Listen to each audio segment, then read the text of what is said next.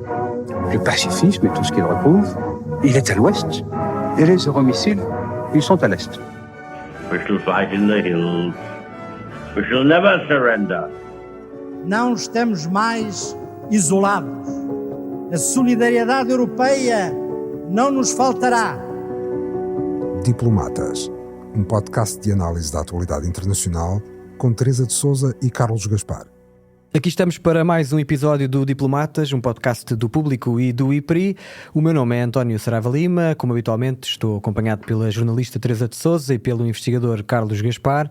Estamos a gravar ao início da tarde de quarta-feira, dia 12 de novembro. Neste episódio vamos conversar sobre os 50 anos da independência de Angola, assinalados na terça-feira. Vamos olhar para a 30ª Conferência das Nações Unidas sobre Alterações Climáticas, que arrancou na segunda-feira em Belém do Pará, no Brasil, e também para a 4ª Cimeira UE-CELAC, que decorreu no domingo em Santa Marta, na Colômbia.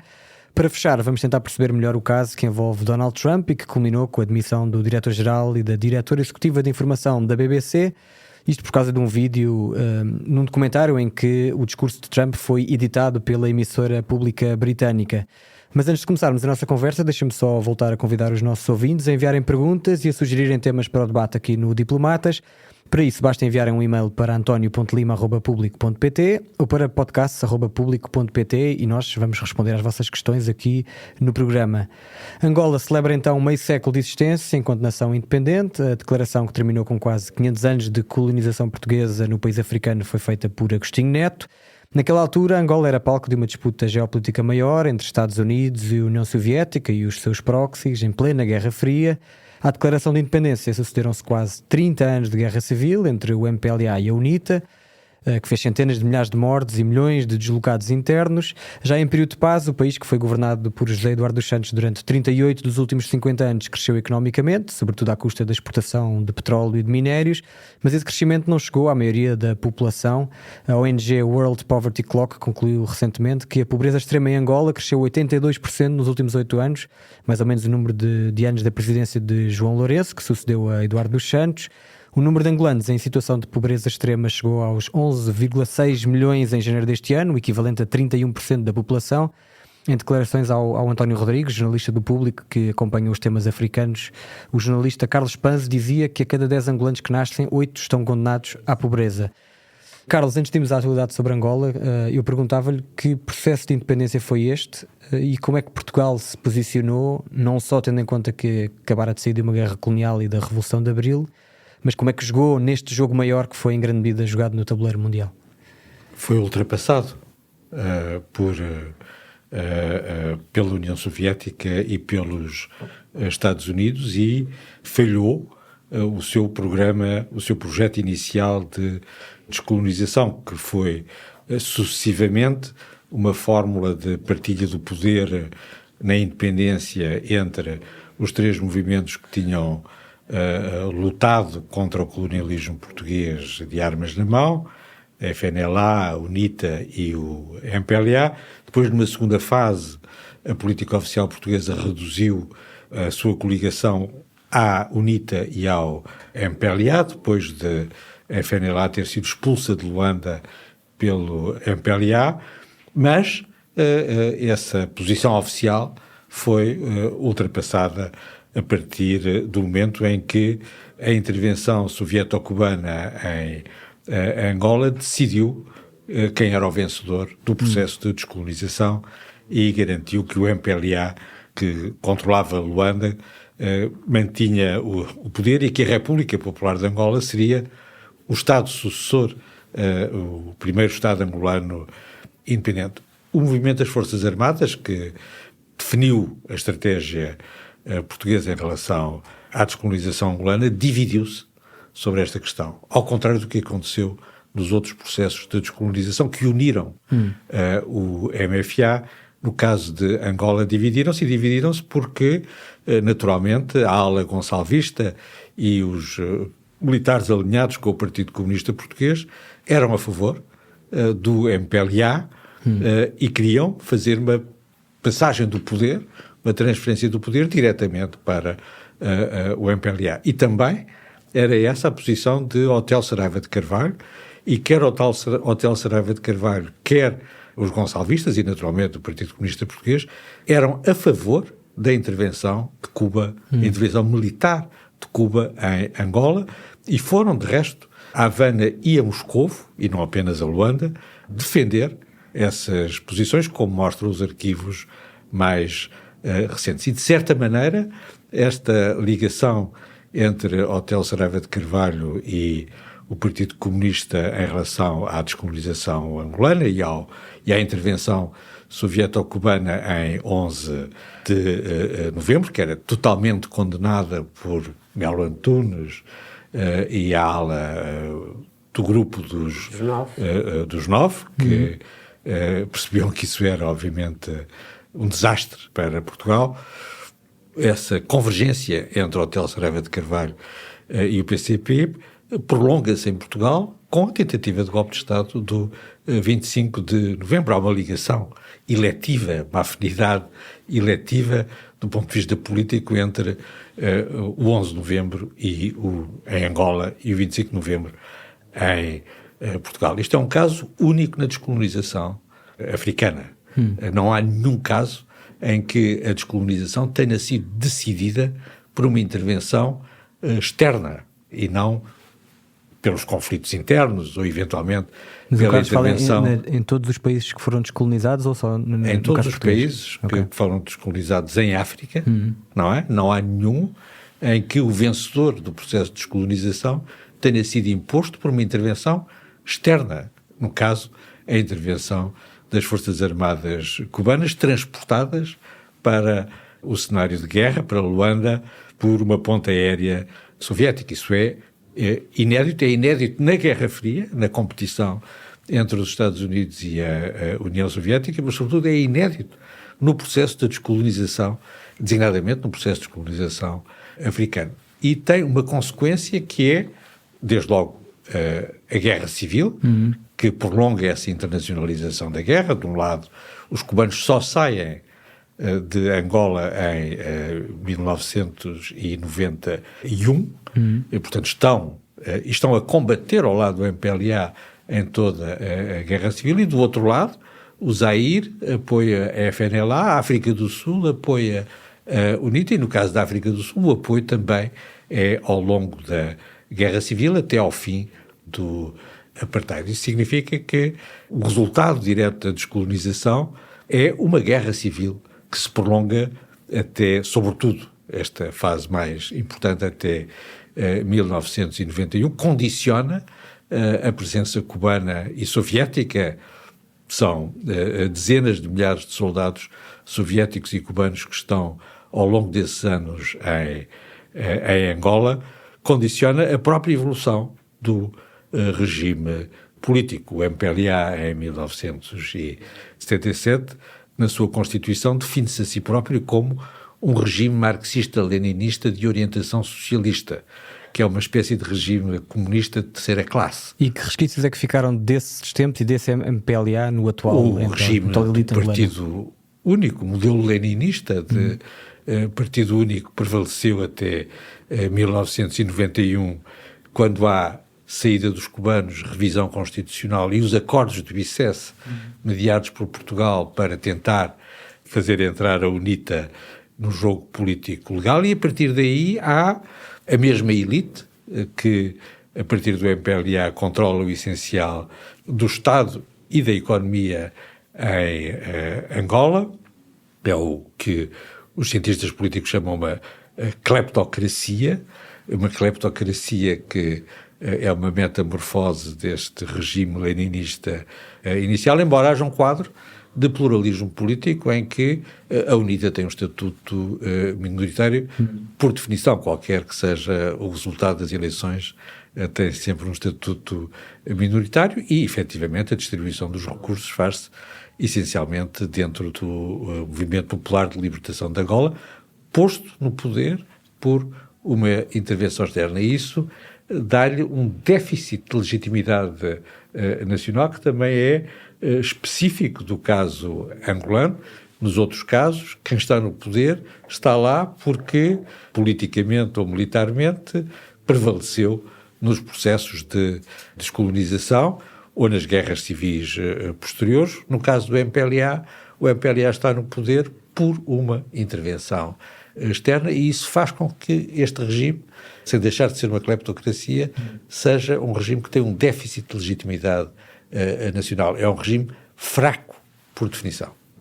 Teresa, eu volto aqui aos vários textos que o António Rodrigues escreveu aqui no Público sobre os 50 anos da independência de Angola. Ele falou, num desses textos, ele falando com vários académicos e especialistas sobre o país, o texto dizia que Portugal deixou de ser tema de conflito em Angola, que a ligação é menos emocional, é mais pragmática, e que o nosso país é visto por uma nova geração de angolanos como o país do documento, da estabilidade e, para muitos, do exílio económico.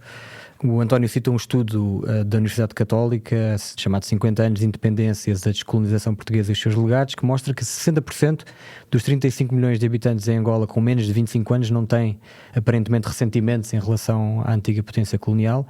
Eu perguntava-lhe que lições é que Portugal deve tirar destes números, e pergunto também se eles não contribuem para que continue a haver aqui em Portugal uma certa aversão, um debate mais sério sobre os abusos da colonização. A resposta mais direta a essa questão é que, hoje em dia, a cleptocracia que domina Angola, aliás, idêntica a muitos outros países do continente africano e até de outras paragens do mundo, infelizmente, tem um reflexo imediato em Portugal, que há uma enorme imigração das antigas colónias portuguesas, dos países hoje independentes, e nomeadamente de Angola, para Portugal, e essa cleptocracia reflete-se neste país de uma maneira muito gráfica.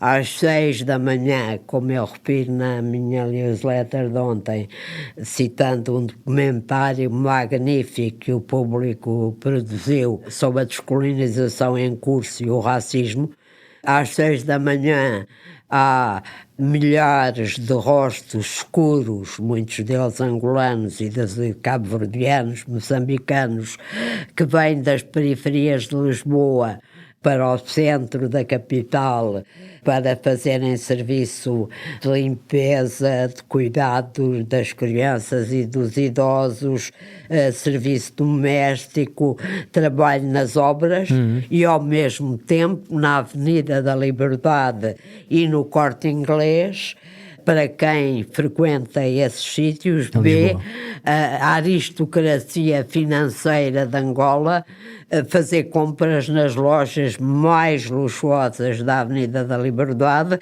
e nas lojas mais caras do Corte Inglês.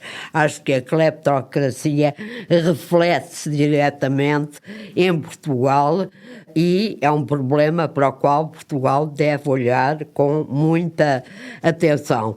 Agora, dos números que tu deste aí, eu queria sublinhar um que me parece muito relevante para o futuro de Angola e que tem a ver com as novas gerações, e que é 80% dos jovens angolanos com menos de 24 anos está desempregado.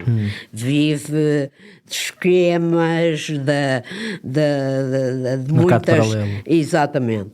Ora bem, olhando para a África e para outros países do mundo, mas olhando para a África, vemos que essa geração, que é chamada geração Z, não me perguntes porquê, mas é a geração Z, é uma geração que nasceu no digital, são nativos do digital, têm formas de comunicação entre si muito diferentes e estão a revoltar-se em imensos países, com manifestações gigantescas em Marrocos, no Quênia, em Madagascar, na Indonésia e em muitos outros sítios. Ou seja, estão fartos, não aceitam mais os regimes autoritários, miseráveis, profundamente desiguais em que estão a viver. Isto ainda não aconteceu manifestamente em Angola, por razões que os trabalhos do António Rodrigues também explicam, porque nas últimas eleições essa juventude pensou que a UNITA podia ser uma alternativa ao MPLA. O que viu nestes últimos anos é que a UNITA não foi essa alternativa e até se deixou seduzir com prebendas materiais pelo governo em funções e, portanto, agora não tem referência nenhuma e é perfeitamente natural que aconteça em Angola. E esse é um teste decisivo para o governo, algo que também está a acontecer com esta geração em muitos outros países africanos. Está o governo atento a isto? Não creio. Ouvindo o discurso do presidente João Lourenço nas comemorações do 11 de novembro, dos 50 anos de independência Ele dizia de Angola. que se deve valorizar as conquistas e deixar de lado as disputas partidárias. Exatamente, e dizia, e utilizou o velho argumento: 500 anos de escravatura e de exploração colonial pelos portugueses, como é uma verdade, é uma realidade que não se pode esconder, mas que 50 anos depois e, sobretudo, 23 anos depois do fim da Guerra Civil, já não serve de justificação para tudo e serve muito menos de justificação para essas camadas mais jovens. Ele também disse que o desenvolvimento de Angola não é realizável por apenas 2 décadas de paz. Pois, ele diz isso porque, na verdade, o regime angolano é um regime, como o Carlos definiu, dominado por uma cúpula que é uma fusão entre a política e a economia. Podem variar os grupos económicos que dominam.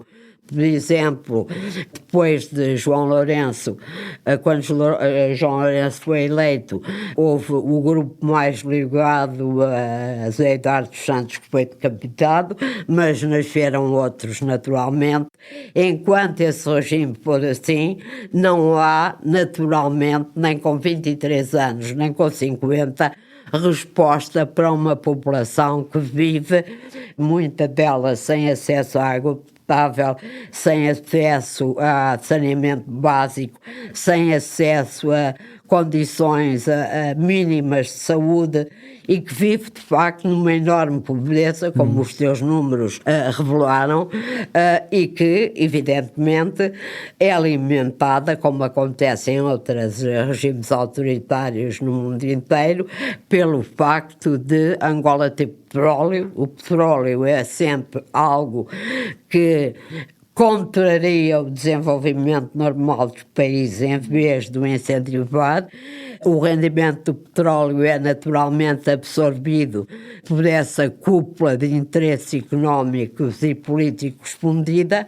Ora, os jovens viram nestes anos que, de facto, nem a UNITA nem o MPLA eram alternativa para aquilo a que eles aspiram, ao mínimo de condições de vida e, sobretudo, ao mínimo de perspectivas sobre o futuro.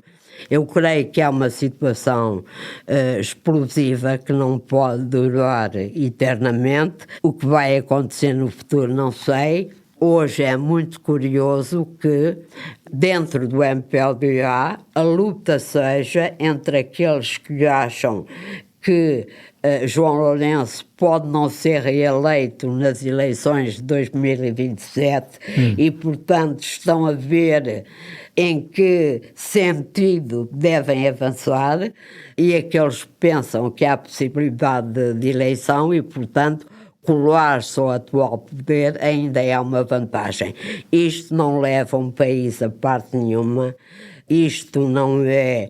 Apesar de haver eleições, apesar de haver alguma liberdade de imprensa, isto não é um país que se possa continuar a justificar no passado colonial para dar um futuro aos 39 milhões de angolanos.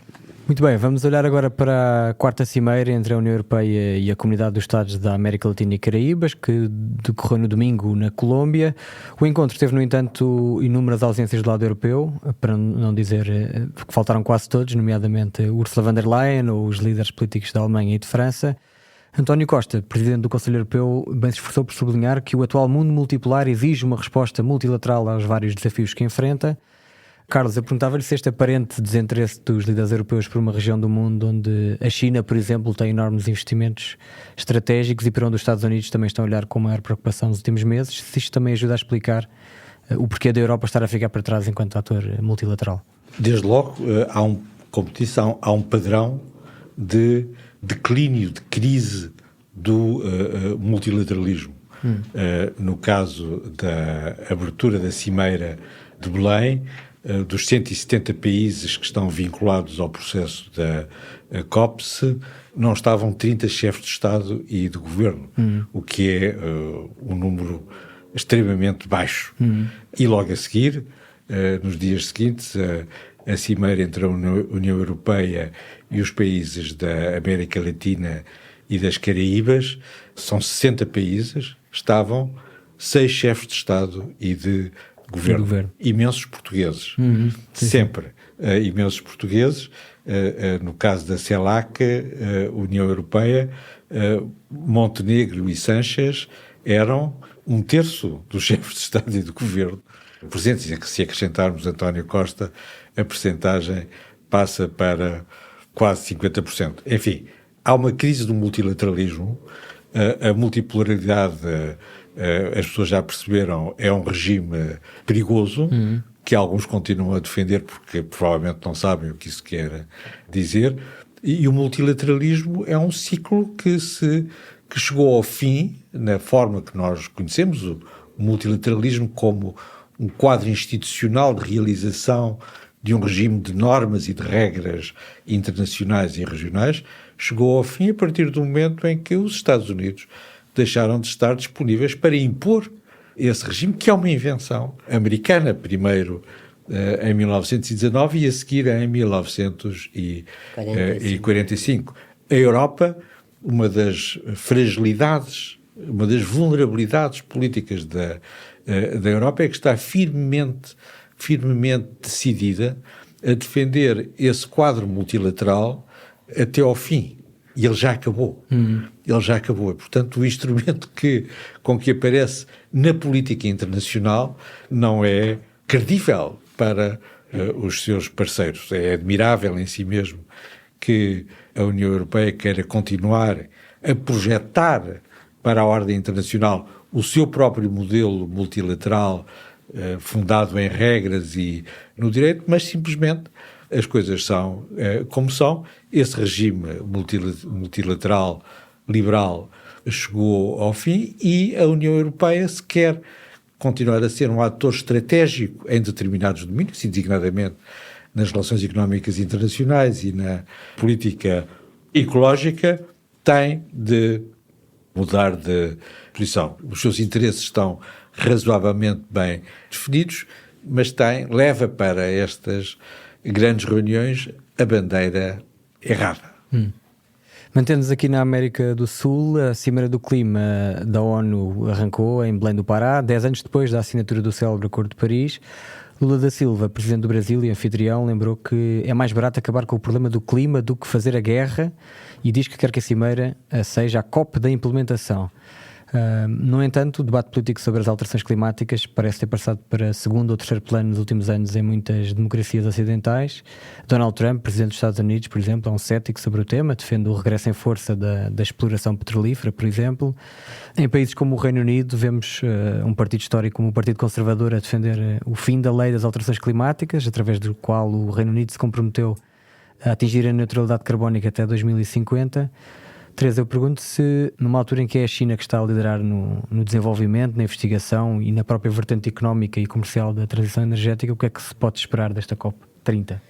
Só uma observação sobre a CELAC, o discurso verdadeiro não foi o otimista de António Costa, foi o discurso de Lula, que disse que a América Latina estava a fragmentar-se, que a democracia estava em recessão, que eu poderia acrescentar que a Europa levou eternidades a aprovar o acordo Mercosul, ainda não está, citando Lula da Silva, que a única preocupação é proteger as vacas francesas, como ele costuma dizer.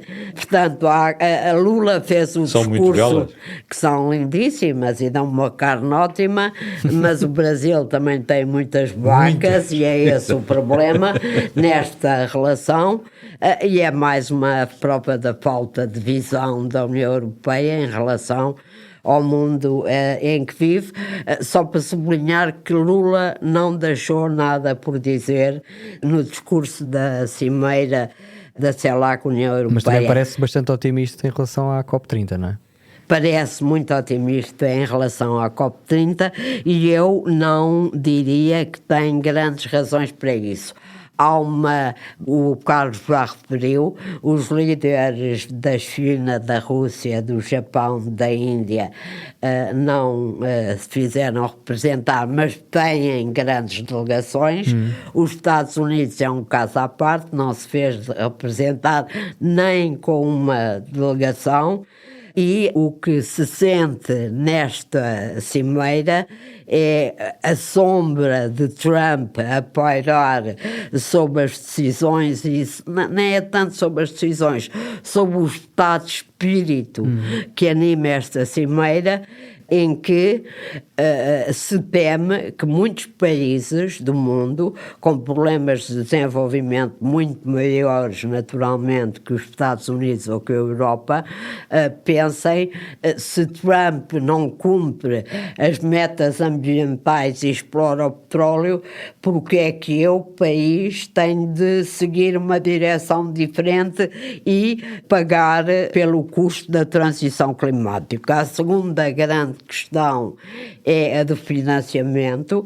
Já foi em Baku, na COP29, os países em vias de desenvolvimento queriam que os países ricos, nomeadamente a União Europeia e os Estados Unidos e o Japão, contribuíssem com 500 mil milhões de dólares para financiar a transição climática desses países. O número final foi 300 mil milhões. Hoje essa questão está sempre presente nas COPs, nas últimas COPs. Hoje a questão põe-se de maneira diferente, sobretudo do ponto de vista da União Europeia e das outras democracias ricas do mundo, porque com a ausência dos Estados Unidos há uma quantidade enorme de financiamento a ter de ser compensada pelos países ricos que ainda se mantêm fiéis a um percurso de combate às alterações climáticas que é fundamental para a América Latina, para a África, para a Europa, para o mundo inteiro.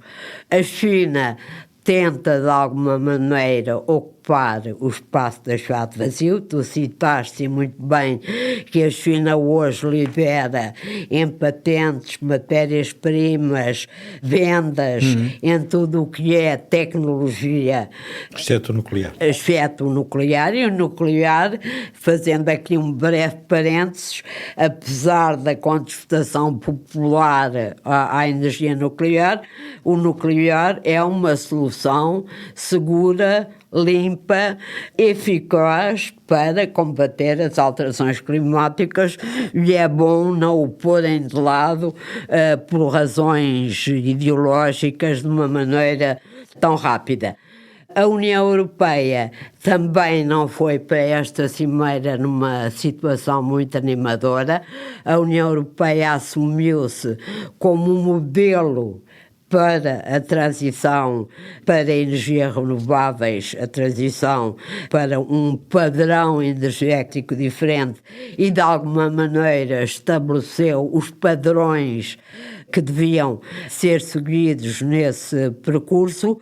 Ora, acontece, como nós todos sabemos, que a União Europeia esteve a discutir entre os seus 27 países, intensamente as propostas que queria levar para a COP30 de Belém do Pará, com divergências profundas e com a emergência de uma corrente que começou nos partidos populistas e nacionalistas, mas que agora contaminou o PPE, os partidos de centro-direita da União Europeia, no sentido de dizer que a Europa não poderia perder o caminho para uma maior competitividade económica à escala global, quando compete com a China, com os Estados Unidos, sendo demasiado exigente nas suas metas verdes, do Green Deal, do Pacto Verde da União Europeia, e a decisão final adiou por alguns anos, 5 anos, os objetivos fixados no próprio Green Deal aqui há algum tempo a esta parte. Só outro aspecto desta COP que vale a pena sublinhar. É a COP que reflete um mundo fragmentado. E isso reflete-se necessariamente nas posições dos vários países na COP. A guerra na Ucrânia trouxe uma tensão enorme aos mercados energéticos e isso tem influência no mundo inteiro. A ausência dos Estados Unidos, como eu disse há pouco, alimenta um sentimento de alguma recessão nos objetivos climáticos. Esta COP tinha uma finalidade muito importante, é que todos os países membros, portanto quase todos os países da ONU, tinham de apresentar os seus planos nacionais para a transição energética. E o que se vê é que muitos desses planos nacionais, com metas, calendários, etc., não têm ainda, digamos, a clareza e a execução que se esperaria desta COP. Ela não deixa, por isso, de ser importantíssima. As alterações climáticas são uma daquelas desafios que não dizem respeito só aos ricos, só aos pobres, dizem respeito à humanidade. Há menos pressão neste momento porque os cálculos feitos em 1990 até 2000 indicavam que o aumento da temperatura na Terra, na atmosfera, seria de 5 graus e as revisões desses cálculos apontam para um aumento de 2,5% ou menos, portanto há um certo relaxamento. Mas creio que esta COP é, sobretudo, uma COP de transição que não vai ter grandes resultados, mas vai manter, de alguma maneira, a chama do combate às alterações climáticas viva. Deixa-me só acrescentar um dado que eu li na Economist e, portanto, acredito que seja rigoroso. China ganha mais dinheiro com a exportação das tecnologias verdes, carros, como é que se diz? Elétricos, baterias, painéis solares, do que os Estados Unidos na exportação de petróleo. Isto é imenso. Claro que os Estados Unidos não exportam muito petróleo porque têm são o maior produtor de petróleo do mundo, mas têm um gigantesco mercado interno, mas apesar de tudo isto é significativo. Muito bem, vamos terminar rapidamente com a polémica que envolve a BBC, emissora pública britânica. Tim Davie, diretor-geral, e Deborah Turness, diretora executiva de informação, apresentaram a demissão depois de um documentário que passou no programa Panorama ter apresentado um discurso muito editado de Donald Trump, no qual este parecia incentivar o ataque ao Capitólio de 6 de janeiro de 2021 por apoiantes seus. O presidente americano ameaçou processar a BBC em $1.000 milhões se esta não se retratar, se não pedir desculpa e se não compensar adequadamente Trump pelos danos causados. Eu pedia-vos um comentário rápido ao caso, mas deixava-vos aqui uma reflexão interessante que encontrei numa das últimas crónicas do Miguel Esteves Cardoso aqui no Público. O nosso colunista escreve: a parte mais difícil e cara do trabalho da BBC é aquela que mais escapa aos estrangeiros. São as notícias e os documentários que passam por notícias alargadas, que são mais perscrutadas, à procura de todas as derivas possíveis da tentativa de objetividade. A BBC é como a Igreja Anglicana. Não se limita a mostrar os pecados aos pecadores, mostra-lhes também o caminho que deveriam seguir para se redimirem. Carlos. Exato, aqui há uma balança entre o vício e a virtude que cada vez mais está presente nos debates políticos internacionais, e até há pouco tempo a BBC era a virtude da verdade e da objetividade contra o vício representado pelos populistas e designadamente pelo presidente Trump, da mentira e da manipulação. E nós ficámos a saber nos últimos dias, com a publicação dos relatórios internos da BBC e, sobretudo, com a demissão dos seus principais responsáveis, que, afinal, a balança não era bem essa e que o vício se repartia, não digo igualmente, mas também pela BBC. É uma enorme vitória do vício sobre a virtude, do Trump sobre aquilo que nós queremos continuar a representar nas democracias pluralistas, que é, entre o respeito pelas regras e pelas normas que referíamos há pouco, também e sobretudo o respeito pela verdade e pela realidade dos factos. Não há democracia, aliás, não há sequer a possibilidade de haver uma sociedade aberta se nós não reconhecermos a realidade dos factos e cairmos na tentação de manipular tudo e todos. Os fins não justificam os meios. Teresa, devemos situar este debate também em relação ao ataque que Donald Trump tem feito à imprensa livre? Claro, isto obedece ao mesmo padrão que marca o comportamento, que define o comportamento do presidente americano em relação aos mídia americanos e o seu permanente combate para calar jornalistas, para chantagear as grandes empresas de comunicação. Portanto, não tem nada de novo, mas tem uma coisa, para ser muito rápida, que vale a pena sublinhar. Há 77 milhões de assinantes nos Estados Unidos da BBC América. E isto para o Trump como agravante. Os inquéritos de opinião põem a BBC América no topo da fiabilidade da sua informação em relação às outras grandes companhias de televisão americanas, que evidentemente são mais pressionadas pela luta política interna e pela polarização, a CBS, a ABC, todas essas. Ora bem, ter 77 milhões de assinantes da BBC América não é propriamente alguma coisa que agrade muito a Donald Trump. Há a questão da manipulação da informação que o Carlos referiu. O documentário passou antes da eleição presidencial americana. E que não é admissível no jornalismo, e depois há a verdade dos factos.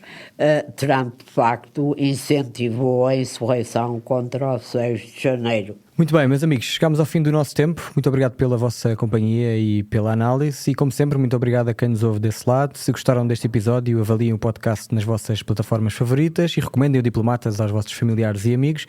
Nós voltamos para a próxima semana com mais um episódio. Um abraço. O podcast Diplomatas é uma parceria Público-IPRI, Instituto Português de Relações Internacionais.